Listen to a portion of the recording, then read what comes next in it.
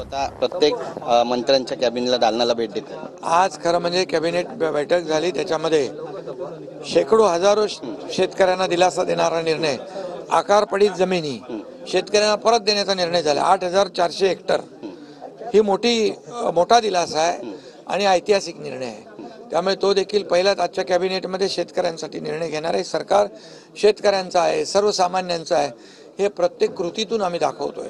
आणि 2.5 वर्षात मागच्या या राज्यामध्ये सर्वसमावेशक निर्णय आम्ही घेतले, सर्वसामान्यांच्या जीवनामध्ये बदल घडवणारे निर्णय घेतले। मग त्याच्यामध्ये तुम्हाला माहिती आहे, लाडकी बहीण, लाडका भाऊ, लाडके शेतकरी, आणि त्यामुळे या राज्यातल्या जनतेने मतांचा वर्षाव केला आणि अतिशय लँडस्लाईड विक्ट्री मिळाली। न भूतो न भविष्यतो दैदिप्यमान यश मिळालं।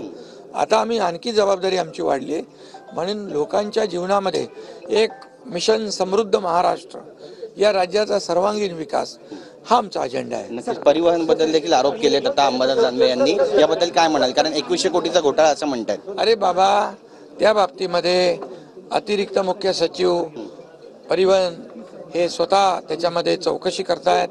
मुख्यमंत्री महोदयांच्या निदर्शनास काही गोष्टी आल्यात। मी देखील या ठिकाणी सांगतो, संबंधित महामंडळाचे अध्यक्ष त्यांनी त्याच्यावर भाष्य केलं आहे, मंत्र्यांनी भाष्य केलेलं आहे। यामध्ये कुठलाही घोटाळा असला तरी सुद्धा त्याच्या चौकशी होईल आणि कुणालाही पाठीशी घातलं जाणार नाही। दूध का दूध, पाणी का पाणी हे साफ होईल। त्यामुळे शेवटी एसटी ही सर्वसामान्य लोकांची लाईफलाईन आहे। काय म्हणतो त्याला आपण? लालपरी गावागावात जाते, खेड्याखेड्यात जाते। त्यामुळे या एसटीचा वापर सर्वसामान्य गरजू लोकांसाठीच होतोय आणि म्हणून आम्ही त्याच्यामध्ये 50% सवलत दिली।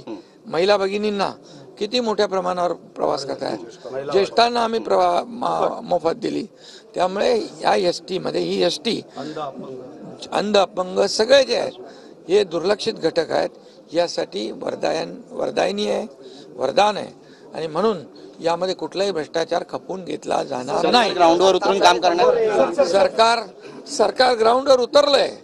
आमचे महायुतीचे मंत्री वेगवेगळ्या ठिकाणी त्यांच्या डिपार्टमेंटच्या विषयानुसार ते व्हिजिट पण करू लागले आणि स्वतः प्रत्यक्ष जागेवर जाऊन त्या ठिकाणची परिस्थिती, फक्त कार्यालयात बसून नाही तर जागेवर जाऊन त्या ठिकाणची परिस्थिती काय, वस्तुस्थिती काय आणि सरकारला काय केलं पाहिजे याचा आढावा घेत आहे।